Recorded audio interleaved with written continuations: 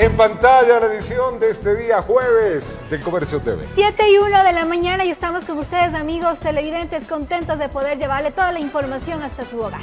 Sí, claro, así que le enviamos un abrazo grande donde quiera que esté, a vivir un día a la vez. El cielo de Quito ya presenta azul, algunas nubes, pero el frío está, complicadito. Como decimos acá, chachay, qué frío. A chachay, qué frío, 4 grados centígrados. No, Congeladora. está bastante frío. Abierta, tráfico en la ciudad, veamos rápidamente cómo se desenvuelve a esta hora el distrito metropolitano. Estamos partiendo del Trébol de la ciudad de Quito, importante vía. No hay mucha carga en este sector, a diferencia del día de ayer, que había mucha carga. Vemos que la avenida José María Velasco Ibarra, que conecta el norcentro con el centro y el centro-sur de la ciudad y también conecta con la vía que va a Los Chillos, no presenta carga. Miren ustedes, muy poquita carga. Hay que felicitar que cerraron los accesos hacia la izquierda y con esto se evitan evidentemente los accidentes. Estamos ya sobre el Coliseo Rumiñahui, tampoco hay carga en este sector, en las vías que conectan a la Ladrón de Guevara y también a la Toledo. Si seguimos por esta misma vía, miren ustedes, algo de carga en las vías adyacentes. Estamos en la Madrid, siempre tiene algo más de carga en este sector, producto de los semáforos. La Isabela Católica también, sector de la zona rosa de la ciudad de Quito, que tampoco tiene mucha carga. 12 de octubre tiene algo más de carga, la avenida 12 de octubre, vía importante que conecta ya hacia la Cristóbal Colón, Coruña, y que también va hacia el centro norte de la ciudad de Quito. Si vamos estamos viendo a la González Suárez, no existe ningún problema, más algo más de tráfico encontramos en la avenida 6 de diciembre, esta vía que también es bastante larga, que recorre el norte de la ciudad y el centro norte de Quito. Ahí estamos viendo ya el Parque La Carolina, no hay mucha carga. En las laterales tenemos algo de carga justamente alrededor del Estadio Olímpico Atahualpa. Este cuadrado es la República El Salvador, ahí encontramos un poco de carga. Portugal, República El Salvador y Chiris, algo de carga. Igualmente, si revisamos en un mapeo rápido de nuestro helicóptero virtual, vemos que la Eloy Alfaro presenta carga en algunos puntos, sobre todo llegando hacia los distribuidores de tráfico. Si vamos un poco más al norte, esta es la Galo Plaza Lazo, vía que tampoco presenta mucha carga. Hoy día la ciudad hacia el norcentro sin mayor inconveniente. Ahí estamos viendo algunos puntos se conflictúan en la Diego de Vázquez, sobre todo, pero sin mayor incidencia. Así está Quito, amanece en el centro norte de la ciudad. Bueno, vemos cómo está el tráfico en algunos lugares congestionado. En la mañana había tráfico. En la mañana había tráfico. En la madrugada, estoy totalmente de acuerdo. Había tráfico en la madrugada. Todo el occidental, de todo lado, realmente. Parece que la gente está despertándose más temprano. Sí. Yo salí por la ciudad, ¿por qué hay tanto tráfico? Eran las 4:45 de la mañana, ¿no? Un montón de tráfico. Yo creo que se levantan más tempranito para hacer sus actividades y acabar más rápido también. Nos están siguiendo, yo creo. En fin. Bueno, vamos a empezar con la información. Les contamos que tras su detención en Quito, Karina Cadena fue trasladada a Guayaquil, donde le realizaron exámenes médicos para determinar si sería internada en una clínica con custodia policial o trasladada a la cárcel de mujeres. Cadena es una de las procesadas por los casos de corrupción en los hospitales del IES, donde también están implicados Daniel Salcedo y los hermanos Bucaram Pulay. La detuvieron a las 4 de la mañana en un departamento en Quito y antes del mediodía ya estaba en la Policía Judicial de Guayaquil. Karina Cadena es una de las 15 personas implicadas en las investigaciones al interior de los hospitales del IES. Sobre sus hombros, mucho más que presuntos sobreprecios. La señora tiene problemas de espalda, toma medicación, tiene que tomar medicación diaria. Este rato está justamente la señora contando todo esto a los médicos aquí de la Policía Judicial, sobre todo la medicación que ella tiene que tomar constantemente por problemas que ha tenido. 11 de los 15 implicados tienen prisión preventiva, pero solo 6 la cumplen. Los demás están prófugos. Su defensa niega cualquier vínculo con Daniel Salcedo, detenido en Quito, y 3 hermanos Bucaram Pulay.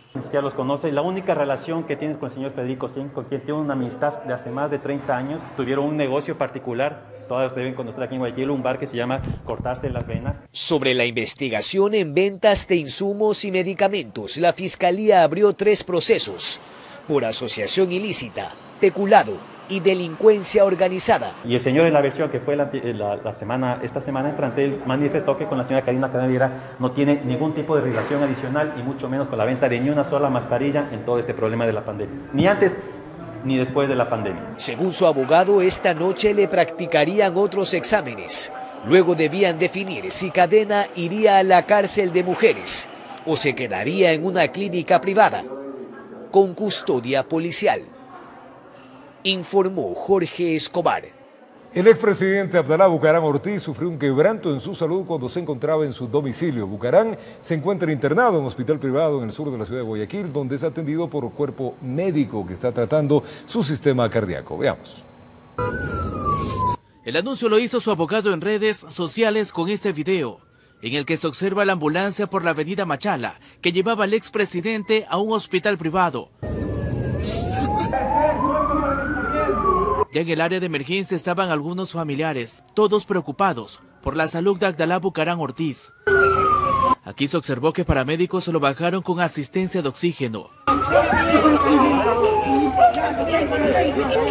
Su defensor Alfredo Arboleda dio detalles de lo que había sucedido cuando estaban en la casa en la Ciudadela Kennedy Norte. Yo estuve en la casa de él en una reunión de abogados y yo sí me percaté que él estaba con un color medio pálido, incluso le dije que se siente.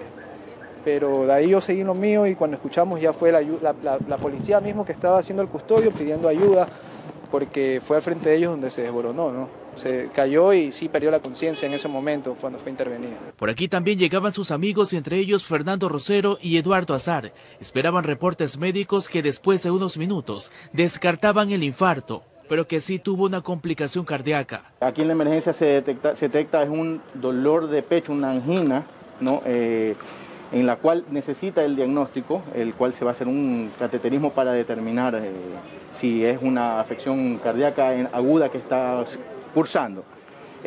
Por lo pronto el señor está hemodinámicamente estable. Le van a practicar un cateterismo, entiendo que eso toma algún tiempo y estaremos pendientes para retornarlo a su domicilio y que cumpla con la disposición judicial. Sobre Bucaram hay 3 investigaciones abiertas por la Fiscalía, una por tráfico de armas de fuego y municiones, otra por tráfico de bienes patrimoniales y la última por delincuencia organizada. Él porta un grillete electrónico por uno de los 3 procesos antes mencionados. En horas de la noche de ese miércoles, él ya se encontraba en su casa, luego de recibir el alta médica, informó Charlie Pisa. Vamos a un corte comercial, amigos televidentes, pero al retornar les contamos que Cristian Viteri confirmó a Diario El Comercio que salió del país. Viteri es sentenciado a 8 años por el caso Sobornos. Y como inconstitucional es calificada la propuesta de María Paula Romo sobre la posibilidad de no cobrar multa y no exigir la papeleta de votación para quienes no ejerzan su derecho al voto en las futuras elecciones. Esto y más le contamos al retornar, 7:09 en la mañana. Ya venimos.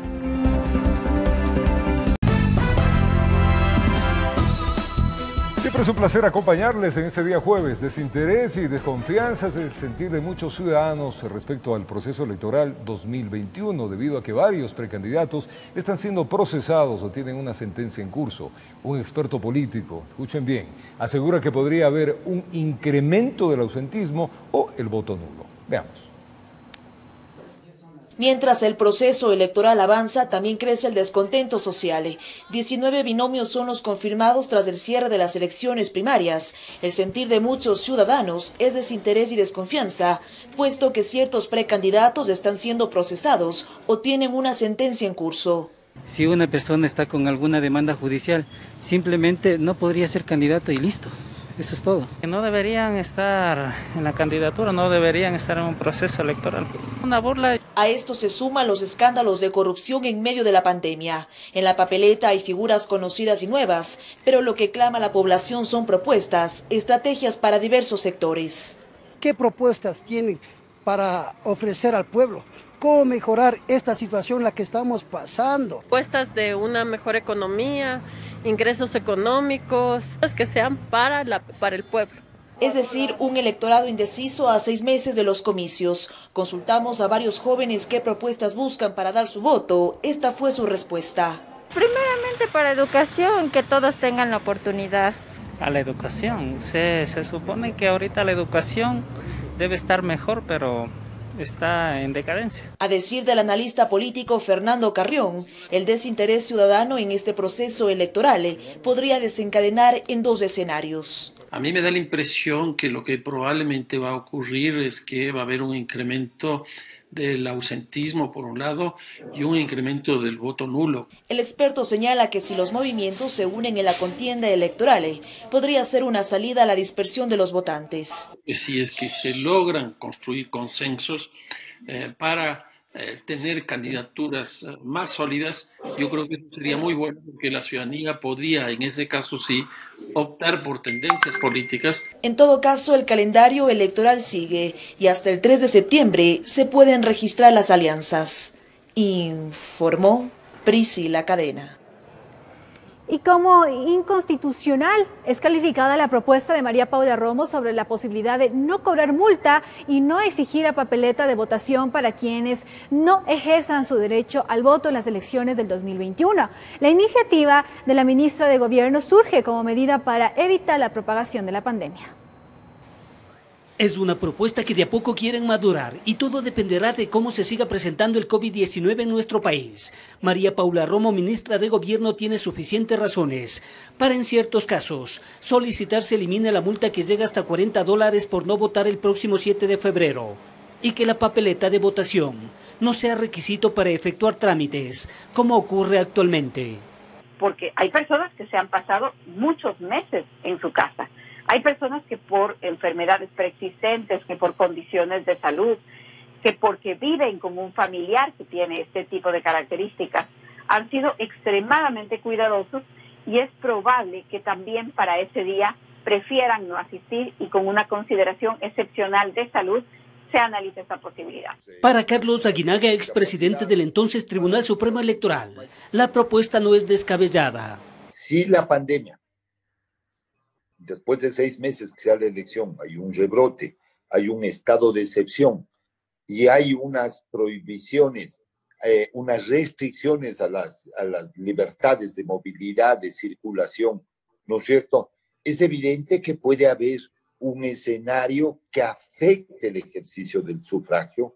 Sin embargo, se debe recordar que el voto en el Ecuador es obligatorio para los ciudadanos entre 18 y 65 años de edad, facultativo para los jóvenes de 16 a 18 años, uniformados, adultos mayores y personas con discapacidad. Es en lo que centran su análisis constitucionalistas. La Corte Constitucional ha anunciado que ese estado de excepción no se puede renovar, así es que esa no sería causa para que se apliquen medidas excepcionales a un tema que está previsto para febrero del próximo año. Implicaría que las personas que podrían resultar sancionadas no sean solamente las personas que no votan, sino las personas que no les exigen a los ciudadanos la exhibición del certificado de votación. Entonces, esta idea de no exigir para ciertos trámites los certificados de votación es absurda porque el Código de la Democracia tendría que ser reformado primero. En el Consejo Nacional Electoral preocupa el ausentismo que se puede incrementar. Se pierde el carácter universal de la votación, simplemente haya menor legitimidad democrática en las autoridades. Informó Héctor Romero. Es momento de irnos a una pausa comercial, amigos televidentes. Al retornar les contamos que 80 personas han sido detenidas por robo y portar sustancias sujetas a fiscalización en el centro histórico durante la pandemia. Y regresamos con esta información y mucho más.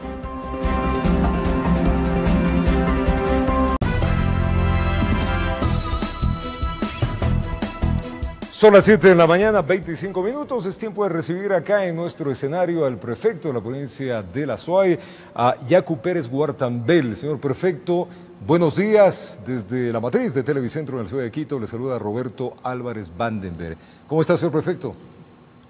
Muy bien, un placer saludarle a usted, a través de usted, a todos quienes nos están escuchando y mirándonos. Bueno, usted es el candidato para terciar por los movimientos indígenas en estas elecciones que vienen. Hacerlo, el por qué, cuáles son las metas que pretendemos. No tenía ninguna obsesión por participar y ser candidato a la presidencia de la República.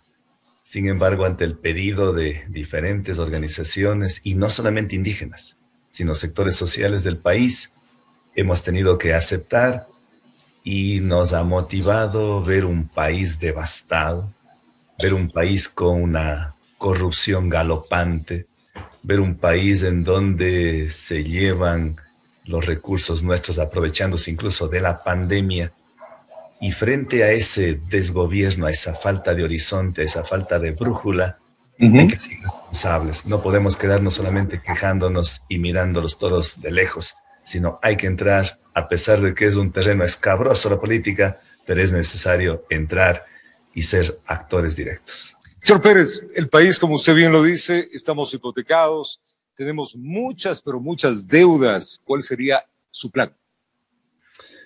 Estamos recién esbozando el plan.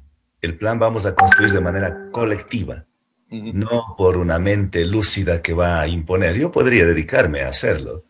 No soy economista, pero el sentido común y con mis 4 posgrados que tengo podría hacerlo, pero yo no me siento arrogante para yo solamente hacerlo.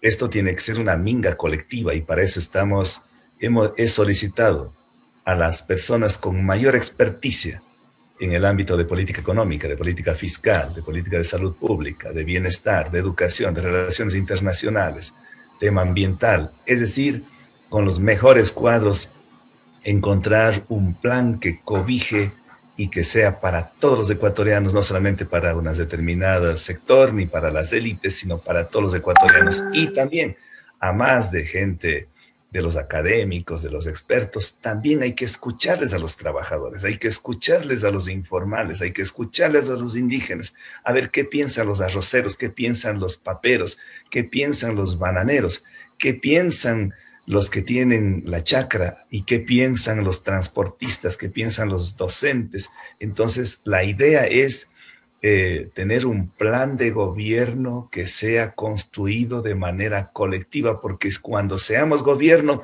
no vamos a gobernar ni solo para los campesinos, ni solo para los indígenas, ni solo para un sector, sino será para los 18 millones de ecuatorianos. Usted, de lo que veo conciliador en este momento, haría alianzas. ¿Estaría dispuesto con la derecha? Siempre hemos sido conciliadores. Nosotros siempre hemos optado por la pedagogía de la resistencia, pero una resistencia pacífica. La violencia no nos lleva a nadie. Yo siempre he estado inspirándome en los libros, en el quehacer que lo hizo Mahatma Gandhi, que se liberó de ese imperio británico sin derramar una gota de sangre, en lo que hizo Mandela, en lo que hizo Martin Luther King, en lo que hizo Malcolm X, bueno, en todos, la revolución del corazón que le hizo el Nazareno, y tantas y tantos líderes y lideresas. Y sobre alianzas con la tendencia de la derecha, no porque ellos tienen otra mirada, tienen otra lectura, ellos son discípulos de Milton Friedman, discípulos del neoliberalismo, y yo no voy por esa línea. No soy neoliberal, no soy partidario de las privatizaciones, de las concesiones, de la monetización que ahora eufemísticamente nos tratan de confundir, que es lo mismo. No estoy por esa línea, estamos por una línea que permita que no se beneficien de los recursos de los ecuatorianos solamente un grupo minúsculo, unos monopolios u oligopolios, sino que sea para todos los ecuatorianos. En ese sentido, las alianzas va a ser con los trabajadores, va a ser con los ecologistas, va a ser con los defensores de los derechos humanos, va a ser con los informales, va a ser con la gente de abajo, con la inmensa mayoría de los sectores sociales que han fijado su mirada en nosotros y que constituimos para ellos una esperanza. ¿Cómo va a manejar el tema? Usted ha sido un defensor de los sectores estratégicos. Este tema, ¿cómo lo está analizando? ¿Cómo lo va a manejar? ¿Cómo lo tiene previsto en caso de llegar? Es cierto que recién estamos en la carrera, pero faltan poquitos meses. En efecto, los sectores estratégicos tienen que ser de propiedad inalienable, imprescriptible de parte del Estado ecuatoriano, es decir, de los 18 millones de ecuatorianos. Sin embargo, en algunos temas sí hay líneas o luces rojas, ¿no? El tema del extractivismo. Y ahí hemos sido claros. Este rato vivimos una etapa extractivista, hay que pasar a la etapa post-extractivista. Y para pasar a la etapa post-extractivista va a haber una transición. En esa transición no va a ser así como diríamos mágicamente, vamos a hacer la válvula de la extracción hidrocarburífera. No. Los pozos petroleros que ya están aperturados y que ya están abiertos, hay que dejar que continúen, pero que continúen con todas la rigurosidad en materia de control ambiental. Y luego, lo que sí, que ya no se abran más pozos petroleros. El Yasuní procurarlo salvar. que ya no se haya más convocatorias a los bloques petroleros. Eso sí, y además hay que revisar, hay que hacer una renegociación de todos los contratos petroleros, de los contratos mineros, de los contratos de telefonía celular, para buscar un equilibrio, porque aquí como se ha entregado, imagínese usted en el tema petrolero, se vende a un precio de gallina robada, vienen los intermediarios y terminan para venderle al Perú el petróleo. Hacemos que todas las transacciones se vayan a la China, Tailandia y luego vuelva acá. Y ahí nos perjudicamos por cada barril de petróleo $3, $4. Esa es una infamia. Eso hay que recuperar. Eso no podemos permitir. El tema de la corrupción es algo que tormenta a los ecuatorianos. Ahora con la pandemia, señor Pérez, hemos visto que la corrupción, todos los temas han saltado. ¿Cómo combatir este mal? Que todos los gobiernos o todos los candidatos lo quieren hacer. Todos van a decir que van a combatir la corrupción. Otra cosa es cómo van a hacer. Y yo sí tengo algunas líneas clarísimas de cómo hacer. A ver, cuéntenos. Hay que seguir el ejemplo, no hay que reinventar el agua tibia. Hay que seguir el ejemplo de la República de Guatemala y El Salvador. Ellos hicieron un convenio con la OEA y Naciones Unidas y esa comisión determinó las responsabilidades. Por eso Otto Pérez, el presidente de Guatemala, su vicepresidenta, sus ministros de Estado están en la cárcel, y no solamente que están en la cárcel, sino que han devuelto dineros que se robaron a los guatemaltecos. 1. 2, es indispensable garantizar la independencia de la función judicial. No puede estar cooptado la justicia en manos del gobierno para que ellos vayan a proteger sus intereses.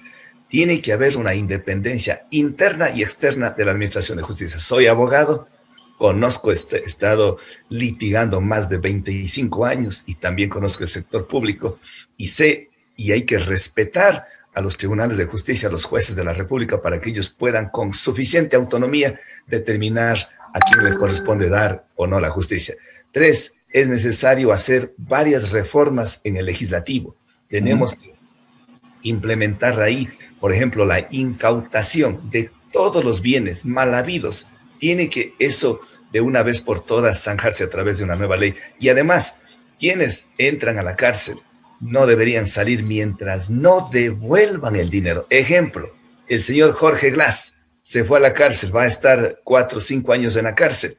Después va a salir del país y se irá a Miami, se irá a reunirse con su yunta, Correa, allí en Bélgica, a disfrutar los dineros mal habidos, robados de los ecuatorianos. Eso no puede ser, eso nos indigna a los ecuatorianos. Son algunas de las acciones, pero hay muchas más. Pero usted toca un tema que es álgido y es, creo que uno de los temas más importantes. Hay que cortar, hay que cerrar la válvula del chorro de plata que se han llevado, $70.000 millones durante el desgobierno de Correa. Eso no puede repetirse en la historia del Ecuador, porque la pandemia no es que es la causante de esta crisis económica. La pandemia del coronavirus solamente desnudó la crisis económica, esas gigantescas asimetrías sociales que la causó el gobierno de Correa. Estamos con un 40%, señor Pérez, de indecisos todavía, más aún con el retiro de algunas candidaturas, se han quedado sueltas y el mapa político va cambiando. Hay 3 tendencias fuertes que vamos a planificar y decir que están dentro de esta competencia. Sin duda, por la izquierda está usted. En caso de llegar, y esto hay que ponerlo y hay que ser claros, la Asamblea Nacional va a estar muy fragmentada también. ¿Cómo gobernar con la Asamblea? Porque lo que usted plantea es con una asamblea con todos los poderes, pero la realidad ha sido otra. Es un poco lo que le ha pasado a este gobierno también. ¿Cómo gobernar con una asamblea fragmentada? En efecto, todo lo que se hizo antes, hablar de los 5 poderes y todo eso, era una simples eufemismos y yo diría temas de moda.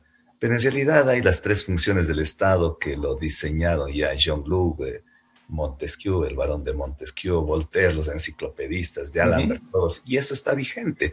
Lo que hay que garantizar es que esas 3 funciones del Estado mantengan una sincronía, la función judicial, legislativa y ejecutiva, pero fundamentalmente el legislativo, quien tiene que hacer leyes, pero tiene que hacer leyes pensando en un plan de gobierno para salir de esta emergencia económica y social. Pero para eso para garantizar la gobernabilidad. No vamos, y escúchese bien, no vamos a negociar los votos para salvar ministros, para conseguir aprobación de leyes. Tiene que ser no bajo la mesa, sobre la mesa. Si es posible, con la prensa ahí, decir, este es nuestro planteamiento. Debatamos, discutamos, revisemos, observemos. Si ustedes tienen razón, perfecto, se hará por la tesis que más argumentos, que más sustento tenga. Pero todos estos temas hay que plantear sobre la mesa y eso va a garantizar para que el pueblo ecuatoriano esté mirando cuál es la actuación de los legisladores, para que no sea a cambio de una gobernación, a cambio del manejo de los hospitales, a cambio del manejo de la salud pública del IES, yo te doy mi voto. Eso definitivamente hay que desterrarlo, porque eso no es gobernabilidad. Eso cualquier cosa puede llamar, si lo más próximo se llama corrupción, y eso hay que cortar de raíz. ¿Va a mantener la dolarización en caso de llegar, señor Pérez? Obviamente, este rato la dolarización, si salimos de la dolarización, sería un suicidio.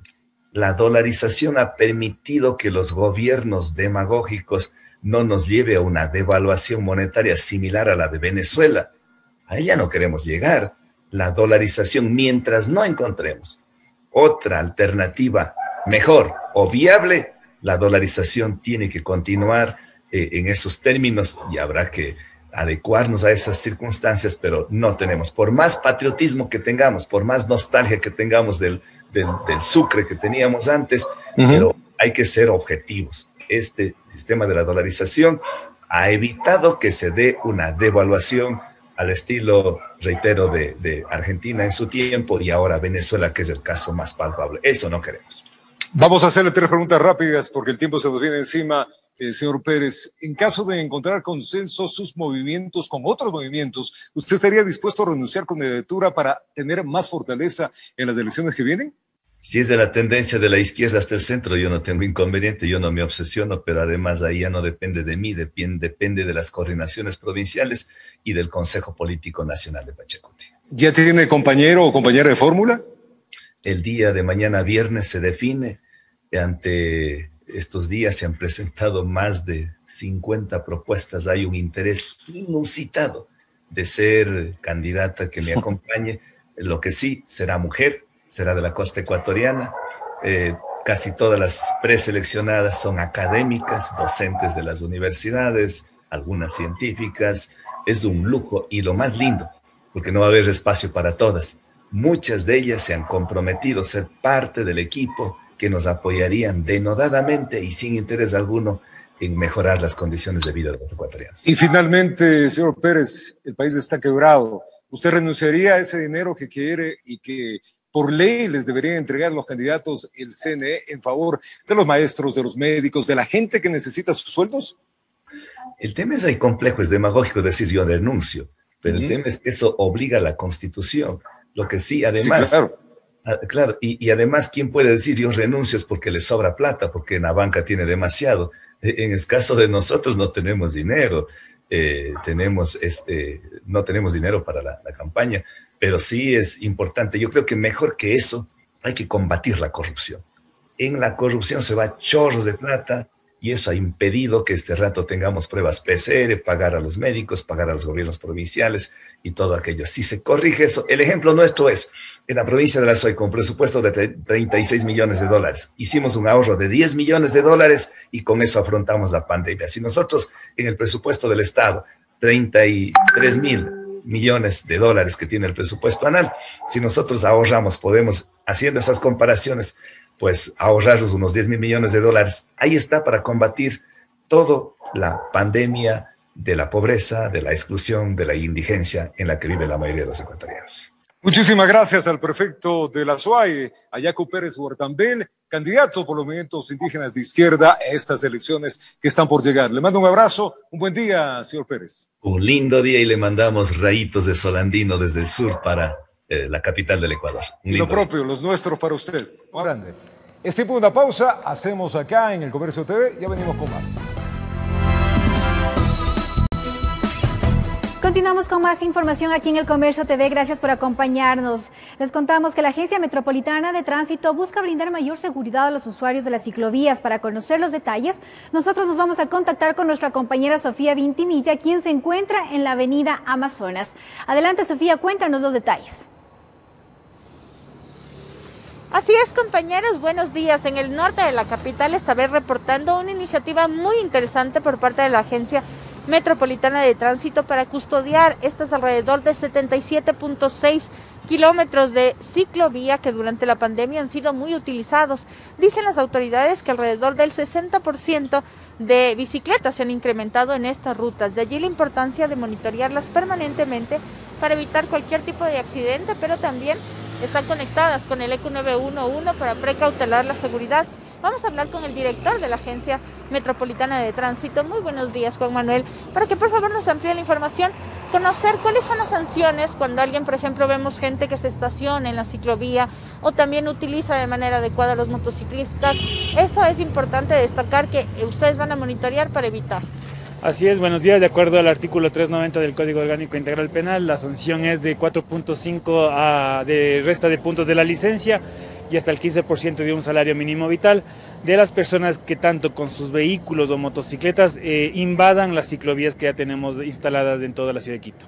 Un balance positivo hasta el momento, ¿cuántos agentes participan? En este grupo de movilidad urbana que le hemos denominado, participan 20 de lunes a viernes. En el paseo dominical aumentan aproximadamente a 50, 60 agentes y fiscalizadores para hacer el control respectivo, porque lo que nosotros queremos es educar a la ciudadanía, tanto a ciclistas como a peatones y a vehículos, cómo se tiene que mover en todo este eje de la movilidad urbana. Y esperemos poco a poco vaya dando frutos. Vemos que conforme pasan las horas, a esta hora es hora pico, ¿no? Sí, en horas pico de 7 de la mañana hasta las 9 pasan aproximadamente 400 ciclistas. Hay que tomar en consideración que casi el 70% se van a sus oficinas en bicicleta. El 30%, como estamos en vacaciones, también es por recreación, pero vemos que va aumentando, como usted mencionó, casi en un 60% la utilización de la vía de la ciclovía. Muchas gracias. Y estamos en vivo y hay una inquietud que la ciudadanía tiene, y aprovechando su presencia, saber cómo va el proceso de matriculación. ¿Cuándo la ciudadanía va a conocer? El proceso de matriculación se va a iniciar en los primeros días del mes de septiembre, ya que nosotros vamos a presentar el informe respectivo a la Agencia Nacional de Tránsito y esperemos que se nos apruebe. Nosotros ya tenemos preparados todos los sistemas para poder matricular aproximadamente 500.000 vehículos en la ciudad de Quito. Hasta diciembre, ¿ese proceso tendrá toda la ciudadanía solo digital? Nosotros hemos solicitado que la matriculación en línea en la ciudad de Quito sea hasta el mes de enero, así que esperamos la aprobación de la Agencia Nacional de Tránsito. ¿Por qué? Porque vamos a iniciar recién en el mes de septiembre, una vez que se termine el estado de emergencia. Muchas gracias, importante esto para toda la comunidad. Siempre tienes inquietud desde el mes de septiembre. Así amanece Quito, un cielo totalmente despejado. Ustedes continúan con más. Buen día. Muchas gracias, Sofía, por esa información oportuna. Entonces, información de la matriculación vehicular que se iniciará en septiembre y por supuesto de la importancia de que se utilicen estas ciclovías que se han implementado en la ciudad de la manera correcta. Quienes invadan tendrán multas, así que hay que estar atentos. Preste atención a esta información. Cristian Viteri confirmó al diario El Comercio que salió del país. Viteri es sentenciado a 8 años por el caso Sobornos, al que se suma María de los Ángeles Duarte, Vinicio Alvarado y Rafael Correa Delgado, que han buscado de maneras para no enfrentar la pena por este caso. Veamos. El ex asambleísta Cristian Viteri confirmó a través de un mensaje de WhatsApp a diario El Comercio que ya no se encuentra en el país. Sin embargo, su defensa, Marcelo Dueñas, en horas de la tarde, no confirmó esta información. No tengo ninguna información, no han cambiado las circunstancias, no puedo corroborar la noticia en lo absoluto. Viteri fue sentenciado a 8 años de cárcel por el caso Sobornos 2012-2016 y en marcha está el recurso de casación. Estuvo cumpliendo de manera puntual todas las presentaciones, inclusive cuando se trasladaba a la ciudad de Quito ponía en conocimiento de la autoridad de que se va a trasladar acá para las audiencias, para las comparecencias que tenía. A la supuesta huida de Viteri se suma María de los Ángeles Duarte, quien la semana pasada ingresó a la Embajada de Argentina en Quito. Vinicio Alvarado, quien estaría en Venezuela, huyó cuando se montó un operativo para detenerlo. Y Rafael Correa, quien antes de la orden de prisión ya estaba en Bélgica. Ninguna autoridad podría combinarme o obligarme a mí a revelar absolutamente nada, más aún cuando yo no conozco absolutamente nada. Hasta el momento no se ha pronunciado la Policía Nacional. Informó Edison Saavedra. Y es momento de hacer una pausa comercial, amigos televidentes. Les contamos que alrededor de 43 solicitudes de reducción de jornada laboral se presentaron en el Ministerio de Trabajo luego de la promulgada ley humanitaria. Los detalles al volver.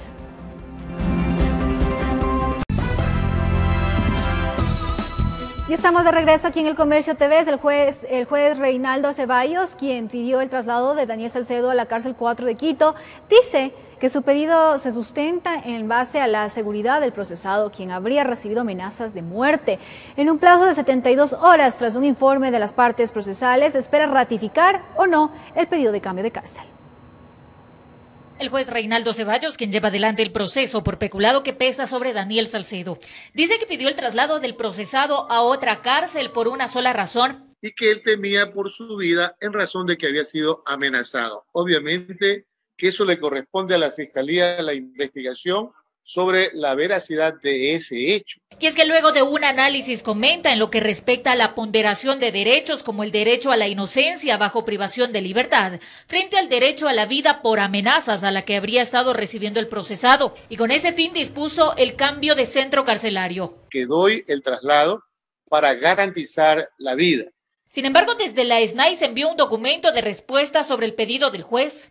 Y indicaba que la cárcel número 4 es un centro que fue creado para la permanencia de contraventores de delitos, de miembros de las Fuerzas Armadas y de la Policía Nacional. Ese antecedente lo indicaba el informe de la SNAI. Ceballos espera recibir el informe de las partes procesales de la Fiscalía para que en un plazo de 72 horas ratificar o no el pedido de traslado a la cárcel número 4. De ahí yo emitiré una resolución de eso. Pues en el caso de que existiera algún atentado contra la vida de Salcedo de no haber tomado acciones, aquí el juez podría caer en omisión. Yo simplemente prevengo, eso es prevenir que lo que podría ocurrir un hecho. Imaginémonos que ocurre el hecho. ¿Y el juez qué hizo? No hizo nada. Entonces podría acarrear una responsabilidad por omisión. Sin embargo, desde la SNAI aún no hay un pronunciamiento sobre este tema pese a nuestros pedidos. Informó Marilyn Jaramillo. Y a través de un comunicado de la Fiscalía General del Estado sobre información publicada por un medio digital en el caso de Mendoza, donde constaría la supuesta confesión del exlegislador sobre el presunto reparto de hospitales, la entidad dijo que el padre de Mendoza había entregado dispositivos electrónicos cuyo contenido fue extraído la tarde de este día miércoles 26 de agosto. Por lo tanto, el contenido no ha sido judicializado y aún será sometido a un análisis jurídico. En ese sentido, la exhibición de información que presuntamente constaría en los dispositivos podría incluso invalidarla como prueba, por lo que la Fiscalía hace un llamado a la opinión pública a que se abstenga de publicar contenidos que puedan interferir en los procesos judiciales. Y alrededor de 43 solicitudes de reducción de jornada laboral se presentaron en el Ministerio de Trabajo luego de promulgada la ley humanitaria.